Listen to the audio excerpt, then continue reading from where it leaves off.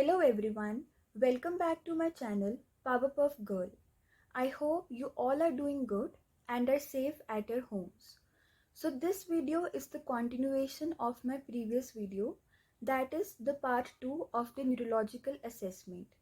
In the previous video, that is in the part 1, we have covered about the subjective assessment and objective assessment, in which we have studied about the demographics like name, age, gender, occupation, dominance, contact number, address, chief complaint, history of present illness, mechanism of injury, past medical history, past surgical history, aggravating factors and relieving factors.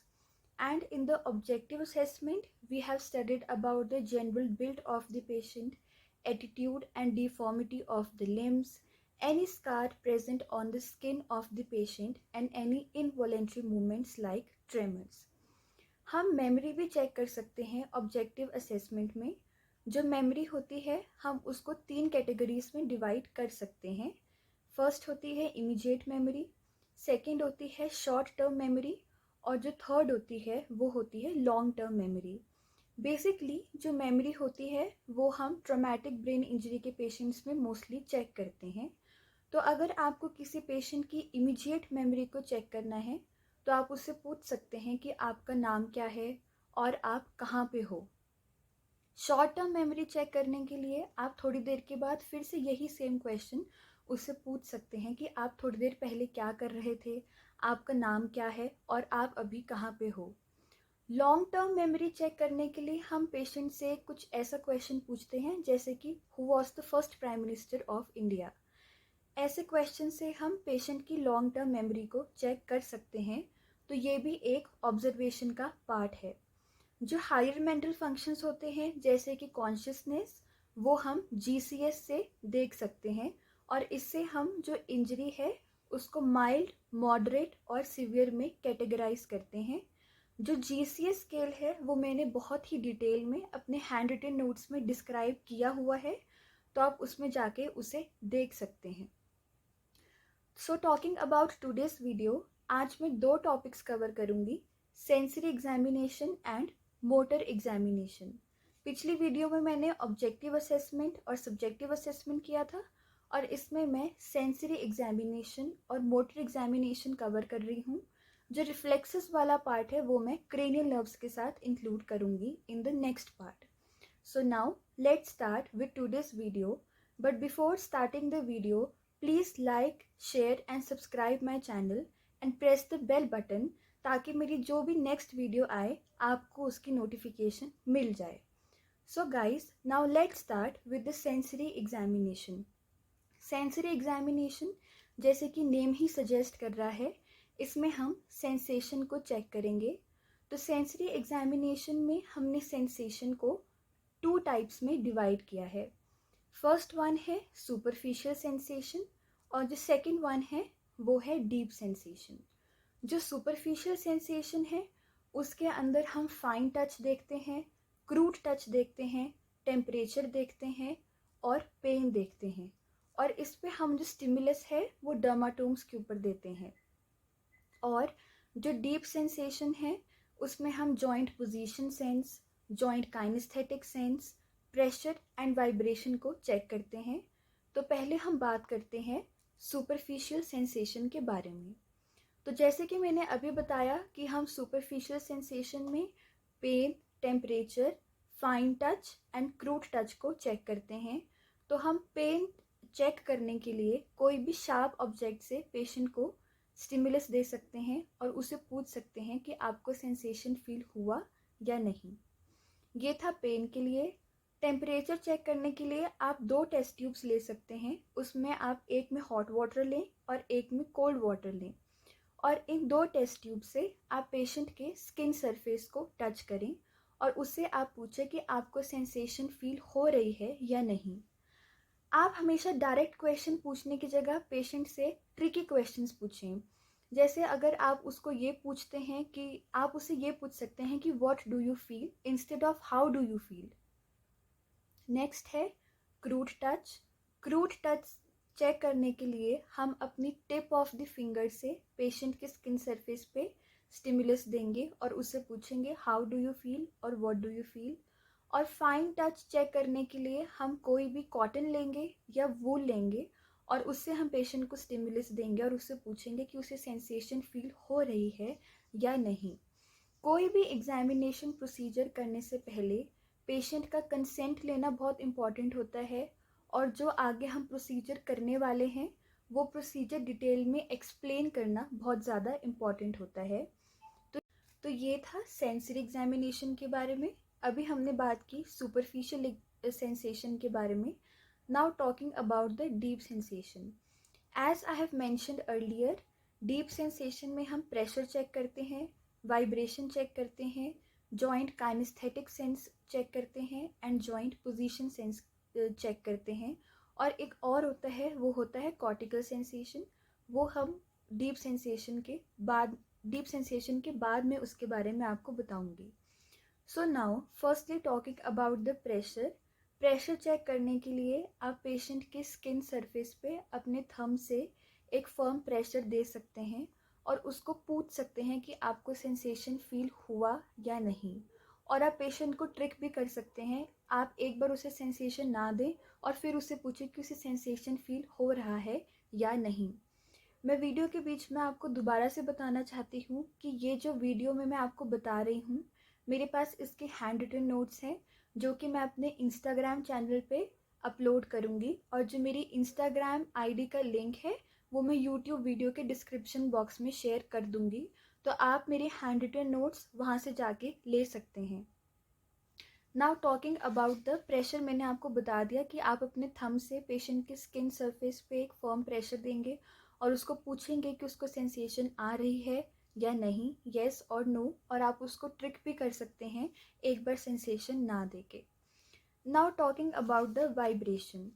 Vibration के लिए आप एक 128 hertz का tunic फोक लेंगे और उसको आप patient से रिस्पॉन्स चेक करेंगे कि उसको वो वाइब्रेटिंग फील हो रहा है या नहीं हो रहा है। और आप पेशेंट को दोबारा से ट्रिक कर सकते हैं, कभी कभी स्टिमुलस देके या कभी स्टिमुलस नहीं देके। जॉइंट पोजीशन सेंस को चेक करना बहुत ही ज़्यादा इजी होता है। आप पेशेंट की लिम्ब की एक मूवमेंट करवाएंगे और उसको बोलेंगे कि वो अपने जो लिम्ब है उसकी डायरेक्शन को बताए या उसकी पोजीशन को बताए कि उसके लिम्ब की क्या पोजीशन है। फॉर एग्जांपल, अगर आपने शोल्डर की फ्लेक्शन करवाई या एबडक्शन करवाई तो आप जॉइंट काइनेस्थेटिक सेंस में भी और जॉइंट पोजीशन सेंस में भी उसको बोलेंगे कि जो उसका ऑपोजिट लिम्ब है, कॉन्ट्रालेटरल लिम्ब है, वो सेम मूवमेंट उसी लिम्ब से परफॉर्म करे या फिर बताए कि उसकी पोजीशन क्या है या फिर मूवमेंट की डायरेक्शन क्या है। तो डीप सेंसेशन में मैंने 4 पॉइंट्स कवर किए: pressure, vibration, joint kinesthetic sense and joint position sense. Pressure हम अपने फिंगर टिप से पेशेंट के स्किन सरफेस पे देंगे और उससे पूछेंगे कि उसे सेंसेशन या प्रेशर फील हो रहा है या नहीं। और वाइब्रेशन हम 128 हर्ट्ज के ट्यूनिंग फोक से देंगे। जब हम क्रेनियल नर्व्स की बात करेंगे तो उसमें एक क्रेनियल नर्व होती है, उसका नाम होता है वेस्टिब्यूलो कॉक्लियर नर्व। वो मेनली हियरिंग के लिए रिस्पॉन्सिबल होती है। तो उसमें मैं आपको डिटेल में बताऊंगी कि ट्यूनिंग फोक का टेस्ट कैसे करते हैं, इसे रेने एंड वेबर टेस्ट कहते हैं। वो हम आगे जाके डिस्कस करेंगे। और जॉइंट काइनेस्थेटिक सेंस और पोजीशन सेंस में मैंने आपको बताया कि आपको पेशेंट के लिम्ब की मूवमेंट करवानी है, जैसे कि मैंने एग्जाम्पल दिया फ्लेक्शन और अबडक्शन, और उसको कहना है कि वो अपने कॉन्ट्रालेटरल लिम्ब से उसी सेम मूवमेंट को मिमिक करे और बताए कि उस मूवमेंट की डायरेक्शन क्या थी और उसके लिम्ब की पोजीशन क्या है। तो यहाँ पे मैंने 2 टॉपिक्स कवर किए सेंसरी एग्जामिनेशन के, जो कि है सुपरफिशियल सेंसेशन, डीप सेंसेशन, और एक होती है कॉर्टिकल सेंसेशन। जो कॉर्टिकल सेंसेशन होती है उसमें हम टेक्टाइल लोकलाइजेशन चेक करते हैं, 2 पॉइंट डिस्क्रिमिनेशन चेक करते हैं और स्टीरियोगोनोसिस को चेक करते हैं। तो जो टेक्टाइल लोकलाइजेशन है, हम इसमें पेशेंट के स्किन सरफेस पे प्रिक करते हैं और उसको एग्जैक्टली वही एरिया बताना होता है, वही पॉइंट बताना होता है जहाँ पे हमने प्रिक किया है। ये हम टेक्टाइल लोकलाइजेशन को चेक करने के लिए बोलते हैं।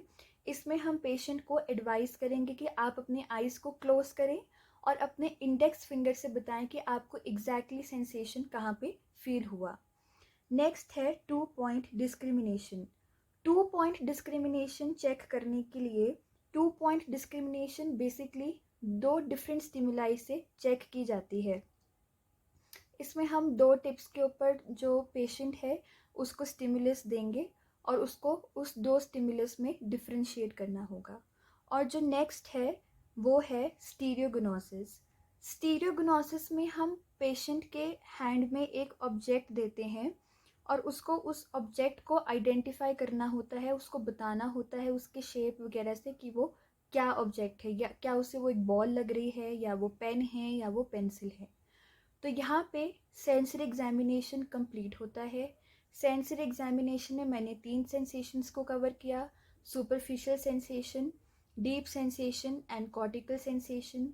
जो सुपरफिशियल सेंसेशन था उसमें हमने pain, temperature, fine touch and crude touch check किया। जो डीप सेंसेशन था उसके अंदर हमने joint kinesthetic sense, joint position sense, pressure and vibration को चेक किया। और जो हमारी कॉर्टिकल सेंसेशन थी उसके अंदर हमने 2 पॉइंट डिस्क्रिमिनेशन, टेक्टाइल लोकलाइजेशन और स्टीरियोगनोसिस को चेक किया। So now moving forward to the motor examination. जो मोटर एग्जामिनेशन होती है उसमें हम टोन को असेस करते हैं, मसल गर्थ को चेक करते हैं, पावर ऑफ द मसल्स को चेक करते हैं and voluntary control of the muscles को चेक करते हैं। जो हमारा टोन ऑफ द मसल्स है उसको हम मॉडिफाइड एशवर्थ स्केल से चेक करते हैं। इसमें ग्रेड्स होते हैं, ये मैंने अपने नोट्स में मेंशन किया हुआ है, मॉडिफाइड एशवर्थ स्केल। आप इसको ज़रूर पढ़ें, ज़रूर समझें, क्योंकि ये प्रैक्टिकल्स में भी काफ़ी ज़्यादा हेल्पफुल होगा। आप जब आगे जाके कोई न्यूरोलॉजी का पेशेंट देखेंगे उसमें भी मॉडिफाइड एशवर्थ स्केल काफ़ी ज़्यादा हेल्पफुल होता है टोन को चेक करने के लिए। और उसके बाद हम देखेंगे मसल गर्थ को। जो मसल गर्थ होता है वो होती है या तो सरकमफ्रेंस या फिर थिकनेस ऑफ द लिम्ब। इसमें हम मसल वेस्टिंग को भी चेक कर सकते हैं, क्योंकि जो यूजुअली लोअर मोटर न्यूरॉन की लीजन्स होती है उसमें कोई भी वेस्टिंग नहीं होती। और जो नेक्स्ट है वो है मसल पावर। मसल पावर हम लोअर मोटर न्यूरॉन की इंजरी में चेक करते हैं और इसको हम एमएमटी से चेक करते हैं। एमएमटी का मतलब होता है मैनुअल मसल टेस्टिंग। इसके भी काफ़ी तो नहीं, इसके भी 5 ग्रेड्स होते हैं। ये भी मैंने अपने नोट्स में मेंशन किया हुआ है, आप जाके चेक कर सकते हैं। जो एमएमटी होती है ये काफ़ी ज़्यादा इंटरेस्टिंग होती है। जब आप एमएमटी का प्रैक्टिकल करते हैं तो आपको जॉइंट की मूवमेंट करने के लिए कहा जाता है, एक पर्टिकुलर मूवमेंट करने के लिए कहा जाता है, और आप उसके ऊपर रेजिस्टेंस देते हैं ग्रेड 3, 4 और 5 में। और जो फर्स्ट और सेकेंड ग्रेड है उसमें ग्रेविटी एलिमिनेटेड होती है और उसमें हम रेजिस्टेंस नहीं देते हैं। और आपको एमएमटी चेक करने के लिए अपर लिम्ब और लोअर लिम्ब के मसल्स पते होने चाहिए जो कि वो मूवमेंट परफॉर्म कर रहे हैं।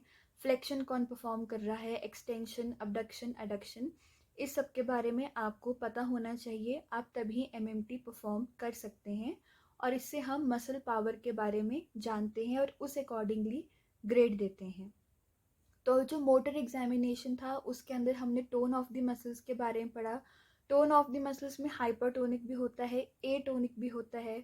मसल गर्थ के बारे में पढ़ा, जिसमें हमने पढ़ा कि जो लोअर मोटर न्यूरॉन्स होते हैं उनमें जनरली वेस्टिंग नहीं होती मसल्स की, और ये सरकमफ्रेंस या फिर डायामीटर होता है लिम्ब का। और मसल पावर हम चेक करते हैं एमएमटी से, मैनुअल मसल टेस्टिंग से। मस्कुलर डिस्ट्रॉफी के जो पेशेंट्स होते हैं, जिन बच्चों को मस्कुलर डिस्ट्रॉफी होता है, हम उनमें भी एमएमटी चेक करते हैं। स्पाइनल कॉर्ड इंजरी के जो पेशेंट्स होते हैं उनमें भी एमएमटी चेक करते हैं। ज़रूरी नहीं है कि सारे न्यूरोलॉजिकल एग्जामिनेशन सारे पेशेंट्स के ऊपर हो। ये थेरेपिस्ट के ऊपर डिपेंड करता है, उसके क्लिनिकल स्किल्स के ऊपर डिपेंड करता है कि उसको एग्जामिनेशन का कौन सा पार्ट परफॉर्म करना है और कौन सा नहीं। तो आज की वीडियो में हमने डिस्कस किया सेंसरी एग्जामिनेशन के बारे में और मोटर एग्जामिनेशन के बारे में। मैं एक बार फिर आपको बोल रही हूँ कि जो न्यूरोलॉजिकल असेसमेंट है, एग्जामिनेशन है, इसके जो हैंड रिटन नोट्स है वो मैं अपने इंस्टाग्राम चैनल्स पे अपलोड कर दूँगी, आप वहाँ से जाके उन्हें देख सकते हैं। जो मॉडिफाइड एशवर्थ स्केल है और जो एमएमटी है, उनकी जो ग्रेडिंग है वो मैंने अपने नोट्स में ही मेंशन की हुई है, इसलिए उनके बारे में मैंने अभी बात नहीं की। तो जो हमारी नेक्स्ट वीडियो होगी, यानी कि जो इस वीडियो का कॉन्टिन्यूएशन होगा, पार्ट 3 होगा, उसमें हम रिफ्लेक्स एग्जामिनेशन और क्रेनियल नर्व्स के बारे में पढ़ेंगे कि हम उन्हें कैसे टेस्ट करते हैं। So guys, thank you for watching my videos, and please, I'm saying again, like, share and subscribe my channel and press the bell button ताकि जब भी मेरी कोई न्यू वीडियो आए आपको नोटिफिकेशन आ जाए। Till then, take care. Bye.